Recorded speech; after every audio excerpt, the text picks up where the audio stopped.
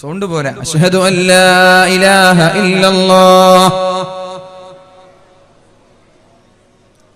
അസ്അലുകൽ ജന്നത വഅഊദു ബിക മിനൻ നാർ അശ്ഹദു അല്ലാ ഇലാഹ ഇല്ലല്ലാഹ് അസ്തഗ്ഫിറുല്ലാഹ്. ഇനി പറയാൻ പോകുന്നത് മനോഹരമായ ഒരു കഥയാണ്. മനോഹരമായ മഹാനായ ഈസാ നബി അലൈഹിസ്സലാമിന്റെ 3 ശിഷ്യന്മാരെ ഒരു നാട്ടിലേക്ക് പറഞ്ഞേക്കുന്നുണ്ട്. അന്ന ഈസാ അർസല ഇലാ ഖറിയതി അൻത്വാഖിയ എന്ന് പറയുന്ന ഒരു ഗ്രാമത്തിലേക്ക് മഹാനായ ഈസാ നബി അലൈഹിസ്സലാം തന്റെ 2 ശിഷ്യന്മാരെ പറഞ്ഞേക്കുന്നുണ്ട്. അങ്ങനെ 2 ശിഷ്യന്മാരും ആ നാട്ടിലെത്തി, അൻത്വാഖിയയിലെത്തി. ഫലഖിയ ശൈഖൻ യർആ ഗുനൈമാതിൻ ലഹ്. ഒരു വയസ്സനായ ഒരാൾ ആ നാട്ടിൽ ആട് മേച്ച് ഇങ്ങനെ നടക്കുകയാണ്. വഹുവ ഹബീബുൻ നജ്ജാർ, അദ്ദേഹത്തിന്റെ പേരാണ് ഹബീബുൻ നജ്ജാർ സ്വാഹിബു യാസീൻ. ഫദഅഊഹു ഇലല്ലാഹ്. ആദ്യമായി ഒരു വയസ്സനെ കണ്ടപ്പോ ഈസാ നബിയുടെ 2 ശിഷ്യന്മാർ പറഞ്ഞു, നിങ്ങൾ ഇസ്ലാമിലേക്ക് കടന്നു വരണം. നഹ്നു റസൂല ഈസാ, ഞങ്ങൾ ഈസാ നബിയുടെ ശിഷ്യന്മാരാണ്. അല്ല, അതിന് തെളിവെന്താ? എല്ലാത്തിനും തെളിവാണല്ലോ.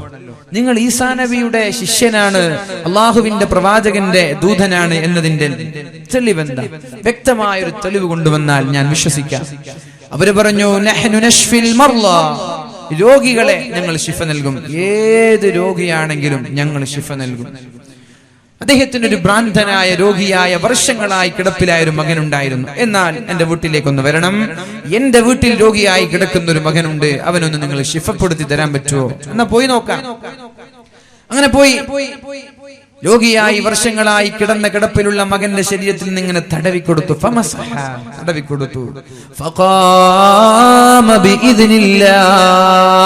അല്ലാഹുവിന്റെ സമ്മതത്തോടെ ആ കുഞ്ഞുമോൻ ആരോഗ്യത്തോടെ ഉണരുകയാണ്.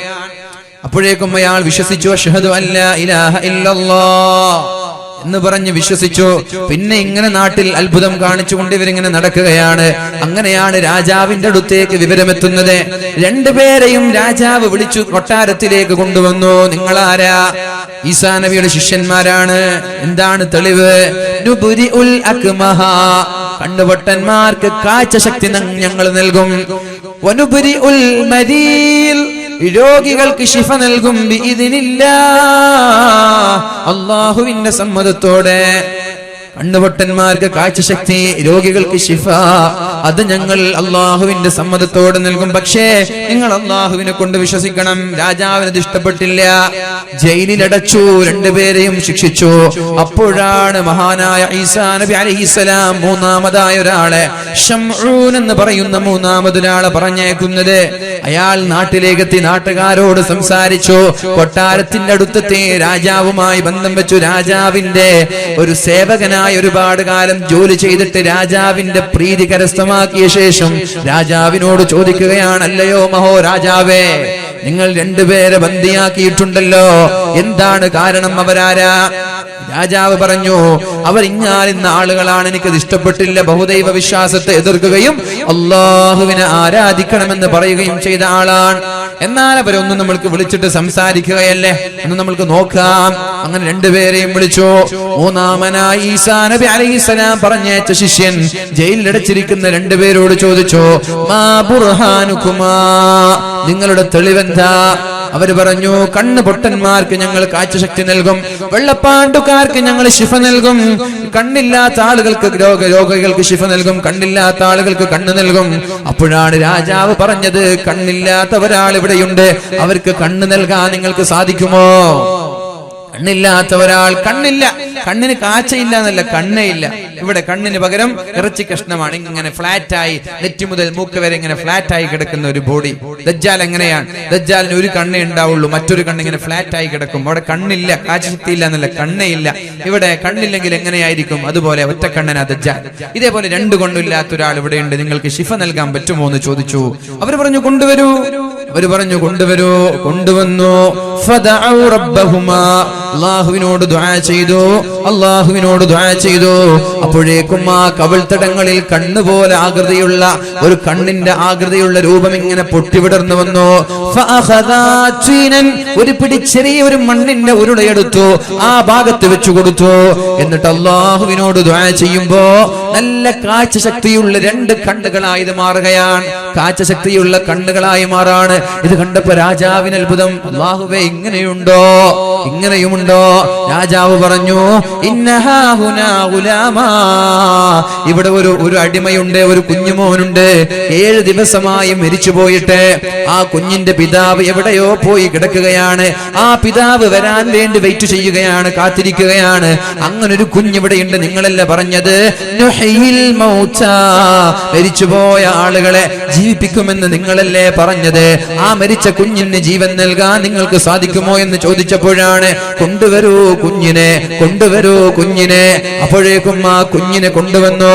എല്ലാവരും 2 പേരും ദുആ ചെയ്തു. രാജാവിന്റെ സേവകനായ 3ാമത്തെ ശംഊൻ രഹസ്യമായി അല്ലാഹുവിനോട് ദുആ ചെയ്തു, പടച്ചോനെ വഷളാക്കല്ലേ, അല്ലാഹുവേ ഇൻസൾട്ട് ചെയ്യല്ലേ, അല്ലാഹുവേ മരിച്ചുപോയ ആളുകൾക്ക് ജീവൻ നൽകണേ അല്ലാ. അപ്പോഴേക്കും 7 ദിവസമായി മരിച്ചുപോയ കുഞ്ഞ് ജീവനോട് തിരിച്ചു വരികയാണ്. എന്നിട്ട് കുഞ്ഞ് വഅദ് പറയാൻ തുടങ്ങി. ജീവനോട് എണീറ്റിട്ട് കുഞ്ഞ് വഅദ് പറയാൻ തുടങ്ങി. ഇന്നി മുത്തു മുൻദു 7 അയ്യാം, 7 ദിവസമായി ഞാൻ മരിച്ച ഉടനെ ഞാൻ പോയത് നരകത്തിന്റെ അടിത്തട്ടിലേക്കാണ്. കാരണം ഞാനൊരു മുശ്രിക്കാണല്ലോ, മുസ്ലിമല്ലല്ലോ.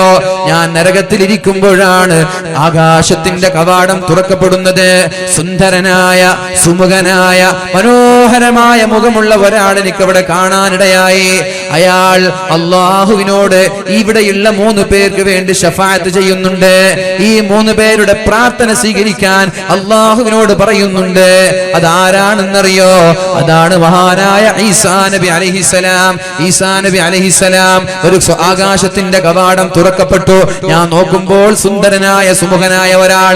ഇവിടെ ഇരിക്കുന്ന 3 ആളുകൾക്ക് അല്ലാഹുവേ അവരുടെ പ്രാർത്ഥന തള്ളിക്കളയല്ലേ, അവരുടെ ദുആഇനെ നീ അവഗണിക്കല്ലേ എന്ന് അല്ലാഹുവിനോട് ശുപാർശ ചെയ്യുന്നത് കാണാനിടയായി. പിന്നെ ഈ 3 ആളുകളെ ഞാൻ കണ്ടു. ഹത്താ അഹ്യാനില്ലാ, ഞാൻ ഉടനെ എനിക്ക് അല്ലാഹു ജീവൻ നൽകി. ഞാനിപ്പോൾ അല്ലാഹുവിനെ കൊണ്ട് വിശ്വസിക്കുകയാണ്. അതേപോലെ ഈസാ നബി അല്ലാഹുവിന്റെ പ്രവാചകനാണെന്ന് വിശ്വസിക്കുന്നു. ഈ 3 പേരും ഈസാ നബിയുടെ ദൂതന്മാരാണെന്നും വിശ്വസിക്കുന്നു. അപ്പോഴാണ് രാജാവ് ചോദിക്കുന്നത്, തന്റെ സേവകനായ ശംഊൻ ഇയാളും അവരിൽ പെട്ടവനാണോ? അപ്പോഴാണ് കുഞ്ഞ് പറഞ്ഞത്, ഇയാളിൽ പെട്ടവനെന്ന് മാത്രമല്ല ഇവരുടെ നേതാവാണ് ഈ ശംഊൻ എന്ന് പറഞ്ഞപ്പോ രാജാവ് അവരെ കൊണ്ട് വിശ്വസിച്ചു. അശ്ഹദു അല്ലാ ഇലാഹ ഇല്ലല്ലാഹ്. ഇവരെന്താ പറഞ്ഞത്? മരിച്ചുപോയ ആളുകളെ ജീവിപ്പിക്കുമെന്നാണ്. മരിച്ചുപോയ ആളുകളെ ജീവിപ്പിക്കുന്നത് അല്ലാഹുവല്ലേ? എങ്ങനെയാണ് ഇവർക്ക് സാധിക്കുന്നത്? ഇവരെന്താണ് പറഞ്ഞത്? കണ്ണിന് കാഴ്ചശക്തി ഇല്ലാത്തവർക്ക് കണ്ണിന്റെ കാഴ്ചശക്തി നൽകുമല്ലേ? അത് അല്ലാഹുവല്ലേ നൽകുന്നത്? എങ്ങനെയാണ് ഒരു മനുഷ്യന് കഴിയുന്നത്? രോഗികൾക്ക് ശിഫ നൽകുമെന്നല്ലേ പറഞ്ഞത്? അത് അല്ലാഹു ചെയ്യേണ്ട കാര്യമല്ല. പിന്നെ എങ്ങനെയാണ് ഇവർ ചെയ്യുന്നത്? ഈ ഒരു വിശ്വാസമാണ് സുന്നത്ത് ജമാഅത്തിന്റെ വിശ്വാസം. മഹാനായ മുഹിയുദ്ദീൻ ശൈഖ് സഹായിക്കുമെന്ന് പറയുമ്പോ, മഹാനായ അജ്മീർ ശൈഖ് സഹായിക്കുമെന്ന് പറയുമ്പോ, അല്ലാഹുവിന്റെ ഹബീബ് സഹായിക്കുമെന്ന് പറയുമ്പോ, സ്വഹാബാക്കൾ സഹായിക്കുമെന്ന് പറയുമ്പോ, ഔലിയാക്കൾ സഹായിക്കുമെന്ന് പറയുമ്പോ, ഇവര് പറഞ്ഞതുപോലെ അവര് ഡയറക്റ്റ് സഹായിക്കുമെന്നല്ല. ഇവരെന്താണ് പറഞ്ഞത്? അന ഉഹയിൽ മൗതാ ബിഇദ്നില്ലാഹ്, അല്ലാഹുവിന്റെ സമ്മതത്തോടെ ഞങ്ങൾ ജീവിപ്പിക്കുമെന്നാണ്. ആ ഒരു വിശ്വാസമാണ് സുന്നത്ത് ജമാഅത്തിനുള്ളത്. മുഹിയുദ്ദീൻ ശൈഖ് സഹായിക്കുന്നത് ബിഇദ്നില്ലാഹ്, അല്ലാഹുവിന്റെ സഹായത്തോടെയാണ്, സ്വന്തമായിട്ടുള്ള സഹായമല്ല. മാലിക് ദിനാർ റളിയല്ലാഹു അൻഹു സഹായിക്കുമെന്ന് സുന്നത്ത് ജമാഅത്ത് വിശ്വസിക്കുന്നത് അവരുടെ കഴിവല്ല, ബിഇദ്നില്ലാഹ്, അല്ലാഹുവിന്റെ കഴിവ് കൊണ്ട്, അല്ലാഹുവിന്റെ സമ്മതത്തോടെ. നിങ്ങൾക്കൊക്കെ അറിയുന്ന സംഭവമാണല്ലോ. സാന്ദർഭികമായി ഞാൻ ഉണർത്തട്ടെ. മഹാനായ ശംസുൽ ഉലമയോട്, മഹാനായ ശംസുൽ ഉലമ സമസ്ത കേരള ജംഇയ്യത്തുൽ ഉലമയ്ക്ക് 40 വർഷക്കാലം നേതൃത്വം നൽകിയ, ഈ കേരളത്തിന്റെ പ്രതിച്ഛായ തന്നെ മാറ്റിമറിച്ച സമർത്ഥനായ സൂഫി വൈദ്യനാണ്. അദ്ദേഹത്തിന് അറിയാത്ത ഭാഷയില്ല, അദ്ദേഹത്തിന് അറിയാത്ത ലാംഗ്വേജ് ഇല്ല. എല്ലാ വിഷയങ്ങളിലും അഗ്രഗണ്യനായ ഒരു പണ്ഡിത തേജസ്സാണ് മഹാനായ ശംസുൽ ഉലമ.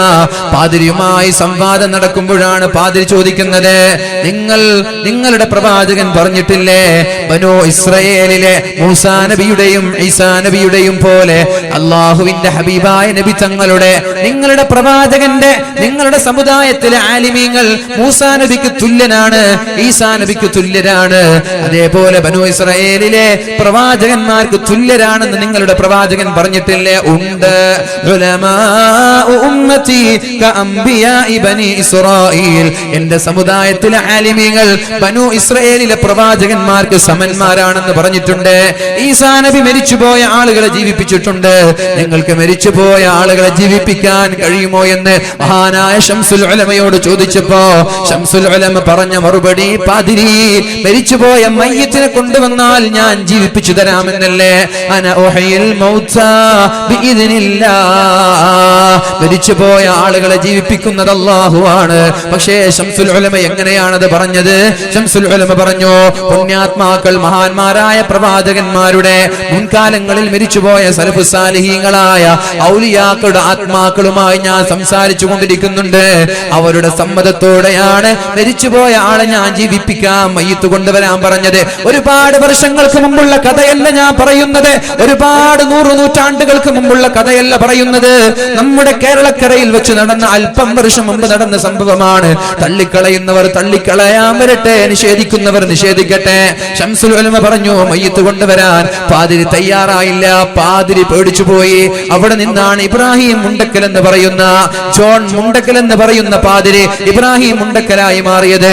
ശംസുൽ ഉലമയിൽ നിന്ന് സംവാദം പഠിച്ചിട്ടാണ്, ശംസുൽ ഉലമയുമായി സംവാദം നടത്തിയിട്ടാണ്. അതുകൊണ്ട് ഞാൻ പറയുന്നത്, സുന്നത്ത് ജമാഅത്തിന്റെ വിശ്വാസങ്ങൾക്ക് പോറലേറ്റിട്ടില്ല, നമ്മുടെ വിശ്വാസങ്ങൾക്ക് ഭംഗമേറ്റിട്ടില്ല.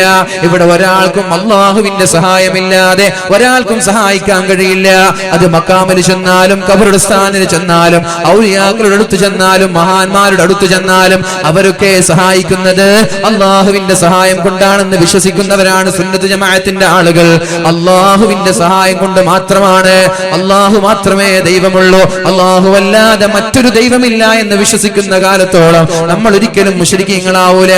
ശിർക്ക്, കൊട്ടക്കണക്കിന് ശിർക്കിന്റെ ആരോപണം ഉന്നയിക്കാൻ ഇവിടെ ഒരുപാട് ആളുകളുണ്ട്. തൊട്ടാലും ശിർക്ക്, എണീറ്റാലും ശിർക്ക്, ഇരുന്നാലും ശിർക്ക്, കൈ പൊക്കിയാലും ശിർക്ക്, കൈ താഴ്ത്തിയാലും ശിർക്ക്. ഹോൾസെയിലായി ശിർക്ക് കൊടുക്കാൻ ചില ആളുകളുണ്ട്. അവരോടാണ് ഇത് പറയുന്നത്. അള്ളാഹുവിനെ അല്ലാതെ മറ്റൊരാളെയും സുന്നത്ത് ജമാഅത്തിന്റെ ആളുകൾ ആരാധിക്കുന്നില്ല. ഖിബ്ലയിലേക്ക് മുന്നിട്ട് സർവശക്തനായ റബ്ബിന് വേണ്ടി സുജൂദ് ചെയ്യുന്ന കാലത്തോളം നമ്മൾ ഒരിക്കലും മുശ്രിക്കീങ്ങളാവൂല. അള്ളാഹു നമ്മെ കാക്കുമാറാ.